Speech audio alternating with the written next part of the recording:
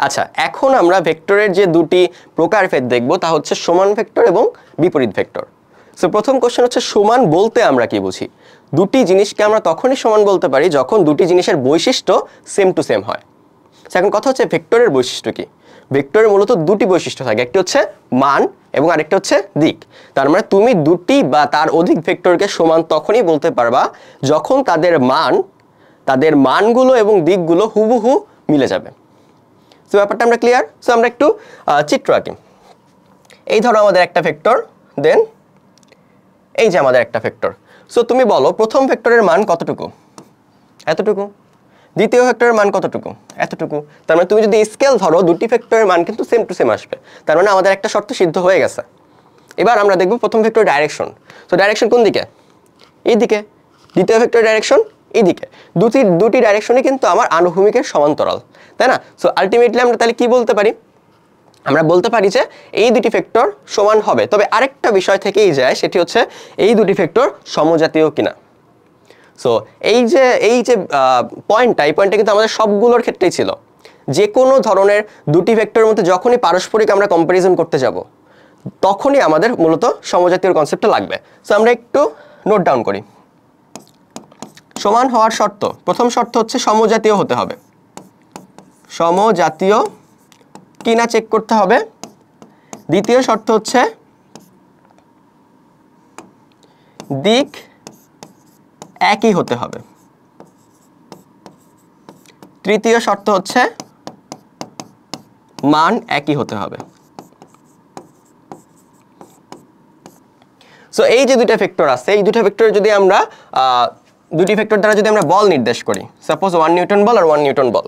So এবার যদি আমরা কম্পেয়ার করি, দেখি আমরা প্রথম পয়েন্টটা কি বলছে? সমজাতীয় হতে হবে। এটাও আমার নিউটন এককে আছে, এটাও নিউটন এককে আছে, এটাও বল এটাও বল, তার মানে এটা সমজাতীয়। সো সমজাতীয় মানে আমাদের প্রথম শর্ত আমাদের সিদ্ধ হয়ে গেছে। সো প্রথম শর্ত আমাদের সিদ্ধ হয়ে গেছে, ডান। দেন আমাদের সেকেন্ড শর্ত বলছে একই দিক হতে হবে। দিক একই, দুটি একই দিকে আছে, তার মানে দ্বিতীয় শর্ত আমাদের সিদ্ধ হয়ে গেছে এবং মানও একই, তার মানে আমাদের তৃতীয় শর্ত সিদ্ধ হয়ে গেছে। তার মানে এই যে দুইটা ভেক্টর আছে এদেরকে এখন এক্স্যাক্টলি ভাবে সমান বলা যাবে। সো আশা করি সবাই বুঝতে পারছি আসলে সমান ভেক্টর বলতে কি বোঝায়। দেন আমরা বিপরীত ভেক্টর নিয়ে একটু আলোচনা করি। প্রায় সেম টু সেম ব্যাপার, শুধুমাত্র একটা বৈশিষ্ট্যের পার্থক্য আছে। সেই একটা ভেক্টর, এই একটা ভেক্টর। সো বিপরীত ভেক্টরের ক্ষেত্রেও প্রথম শর্ত কি হবে?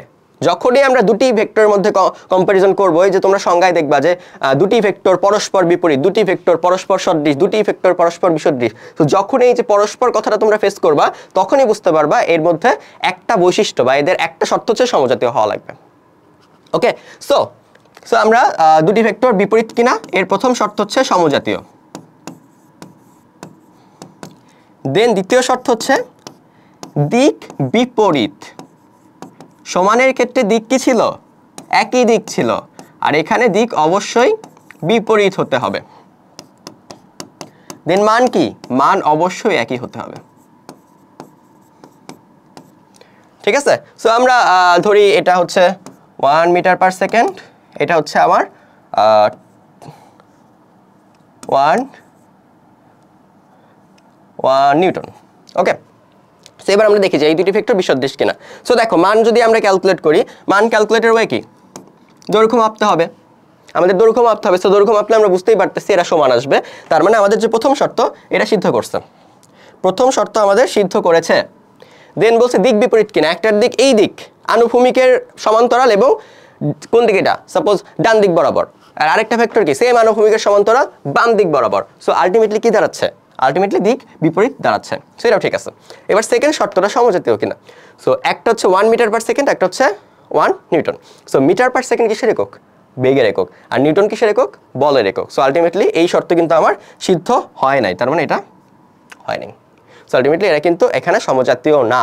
সো এদের যদি সমজাতীয় আমাদের করতে হতো তাহলে কি করতে হতো? আমাদের এটাকেও মিটার পার সেকেন্ড করতে হতো। তখন আমার রেজাল্ট কি হইতো? তখন আমার রেজাল্ট হয়ে যেত ইয়েস, এরা বিপরীত ভেক্টর। সো আই গেস সবাই বুঝতে পারছি। এবার একটু কম্পেয়ার করি যে আসলে সমান ভেক্টর বিপরীত ভেক্টরের মধ্যে পার্থক্য কই।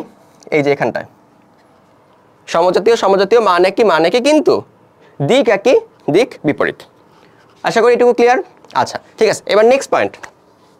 এবার নেক্সট যে পার্টটা আমরা দেখব সেটা হচ্ছে, একটু ফোকাস করি,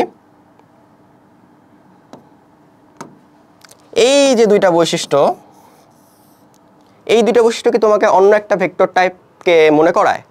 সাপোজ একটু আগেই আমরা যেটা পড়লাম সদৃশ ভেক্টর, যে সমজাতীয় ভেক্টর এবং যদি একই দিকে থাকে তবে তাদের কি বলা হয়? সদৃশ vector.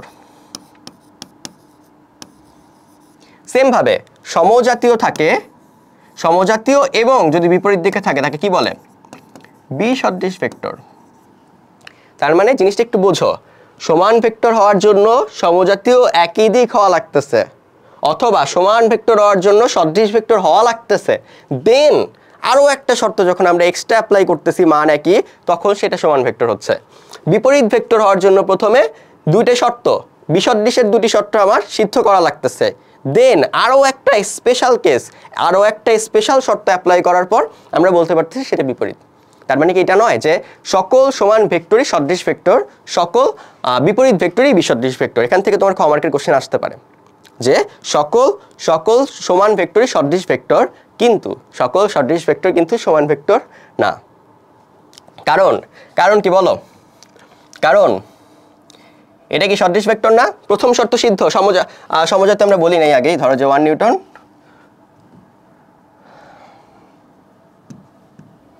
so 1 meter per second, 1 meter per second, oh sorry 2 meter per second। So ধরে নাও এটা হচ্ছে 1 মিটার পার সেকেন্ড, এটা 2 মিটার পার সেকেন্ড। যেহেতু মিটার পার সেকেন্ড সমজাতীয় হয়ে গেছে, যেহেতু একই দিক, এটা দিক একই, যেহেতু একই ডাইরেকশন আছে, সো এই দ্বিতীয় শর্ত আমার সিদ্ধ করছে। তার মানে আলটিমেটলি কি এরা সদৃশ ভেক্টর। কিন্তু তৃতীয় যে শর্তটা, যেটা হচ্ছে সমান ভেক্টরের শর্ত, সেটা কিন্তু এটা সিদ্ধ করে নাই। তার মানে কি দাঁড়ায় যে তোমার সদৃশ ভেক্টর এই দুই শর্তেই হবে, কিন্তু তৃতীয় শর্ত না থাকলে সমান ভেক্টর হবে না। তার মানে সকল সদৃশ ভেক্টর কিন্তু সমান ভেক্টর না, কিন্তু সকল সমান ভেক্টরই সদৃশ ভেক্টর। সো এখান থেকে ক আসতে পারে, এই জায়গাটা একটু গুরুত্ব দিয়ে পড়তে হবে।